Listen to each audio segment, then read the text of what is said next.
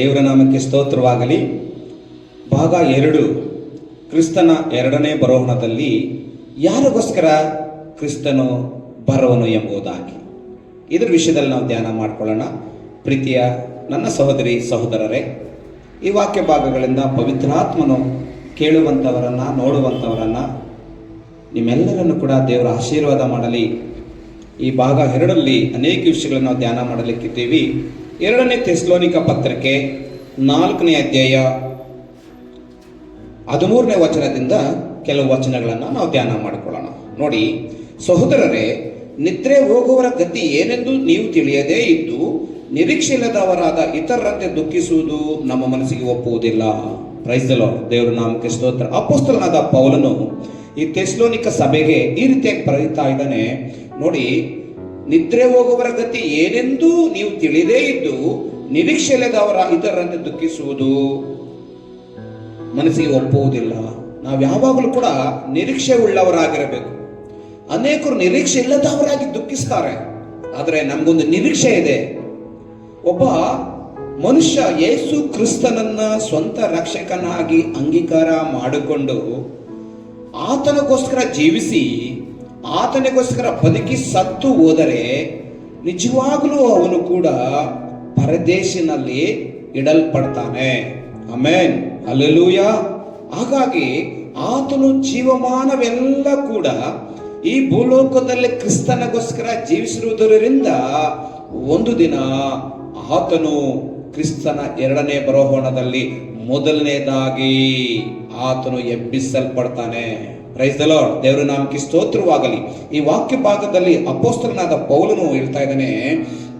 ನೋಡಿ, 14ನೇ ವಚನ, ಯೇಸು ಸತ್ತು ಜೀವಿತನಾಗಿ ಇದ್ದೇನೆಂದು ನಾವು ನಂಬಿದ ಮೇಲೆ ಅದರಂತೆ ಯೇಸುವಿನಲ್ಲಿ ಇದ್ದುಕೊಂಡು ನಿದ್ರೆ ಹೋಗುವವರನ್ನು ಸಹ ದೇವರು ಆತನನ್ನು ಕರೆದುಕೊಂಡು ಬರುವನೆಂದು ನಂಬಬೇಕಲ್ಲವೇ? ದೇವರ ನಾಮಕ್ಕೆ ಸ್ತೋತ್ರ. ನಾವು ಕರ್ತನಾದ ಯೇಸು ಕ್ರಿಸ್ತನನ್ನ ನೋಡದೆ ನಂಬುವರು. ನಾವು ಕ್ರಿಸ್ತನ ನೋಡಲಿಲ್ಲ, ಆದ್ರೆ ನಾವು ನಂಬಿದ್ದೀವಿ. ಅದೇ ರೀತಿಯಾಗಿ ಅನೇಕರು ಯೇಸು ಕ್ರಿಸ್ತನ ನಂಬದೆ ಸತ್ತು ಹೋಗಿರುವಂತವರು ಒಂದು ದಿನ ಆತನ ಒಟ್ಟಿಗೆ ಆತನು ಎಬ್ಬಿಸಿ ಕರೆದುಕೊಂಡು ಬರುವಾಗ ನಾವು ಆ ವಿಷಯಗಳನ್ನು ನಂಬಬೇಕು. ಉದಾಹರಣೆಗೆ, ಯೇಸು ಸ್ವಾಮಿ ನಮಗೋಸ್ಕರ ಕಲ್ವಾರಿ ಶಿಲುಬೆಯಲ್ಲಿ ಸತ್ತು ಹೂಣಲ್ಪಟ್ಟು 3ನೇ ದಿನದಲ್ಲಿ ಎದ್ದು ಬಂದು 40 ದಿನಗಳ ತನಕ ಅನೇಕರಿಗೆ ಕಾಣಿಸಿಕೊಂಡು ಆತನು ಪರಲೋಕಕ್ಕೆ ಆರೋಹಣವಾದನೆಂಬುದಾಗಿ ನಂಬ್ತಾ ಇದೀವಲ್ವಾ?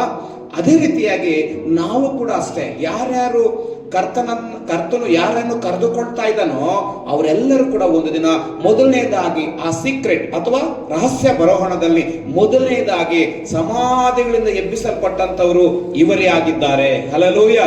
ದೇವರ ನಾಮಕ್ಕೆ ಸ್ತೋತ್ರವಾಗಲಿ. ಒಂದು ವೇಳೆ ಸಹೋದರಿ ಸಹೋದರನೇ, ನಿನ್ನ ಕುಟುಂಬದಲ್ಲಿ ನಿನ್ನ ಪ್ರೀತಿ ಬಾಂಧವರು ಏನಾದರೂ ನಿನ್ನ ಬಿಟ್ಟು ಹೋಗಿದ್ರೆ, ಈ ದುಃಖ ನಿನ್ನಲ್ಲಿ ಇರುವುದಾದ್ರೆ, ಈ ವಾಕ್ಯ ನೀನು ಕೇಳ್ತಾ ಇದೆಯಲ್ಲ, ಅವ್ರು ನಿನ್ನ ಬಿಟ್ಟು ಹೋಗಿಲ್ಲ. ಈ ಭೂಲೋಕದಲ್ಲಿ ಅವ್ರು ನಿನ್ನ ಬಿಟ್ಟು ಹೋಗಿರ್ಬೋದು, ಆದರೆ ಪರಲೋಕದಲ್ಲಿ ನೀನು ಅವರನ್ನು ಮುಖಾಮುಖಿಯಾಗಿ ಕಾಣುವುದಕ್ಕೆ ಸಿದ್ಧವಾಗಿದ್ದೀಯಾ? ಹಲ್ಲೆಲೂಯಾ.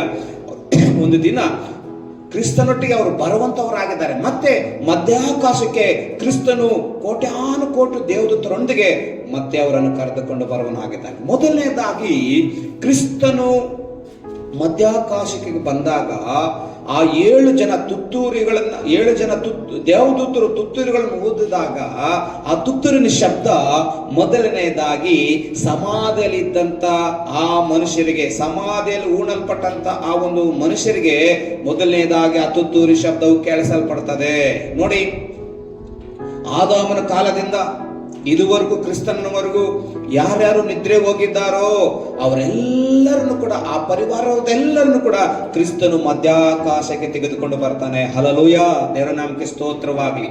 ನೋಡಿ, ಈ ವಾಕ್ಯ ಈ ರೀತಿಯಾಗಿ ಹೇಳ್ತದೆ. ನಾವು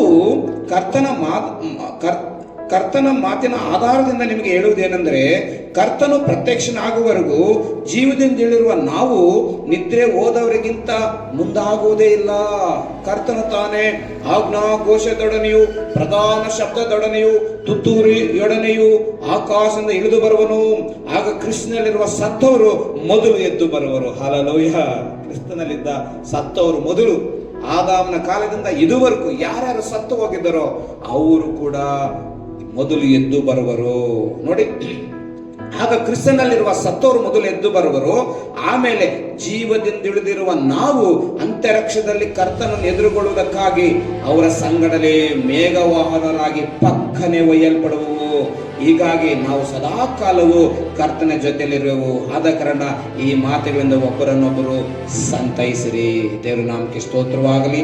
ಪ್ರೀತಿಯ ದೇವರ ಮಕ್ಕಳೇ, ಒಂದು ದಿನ ನಾವು ಕರ್ತನೊಟ್ಟಿಗೆ ನಾವು ಹೋಗುವುದಕ್ಕೆ ನಾವು ಸಿದ್ಧವಾಗಿದ್ದೀವಿ.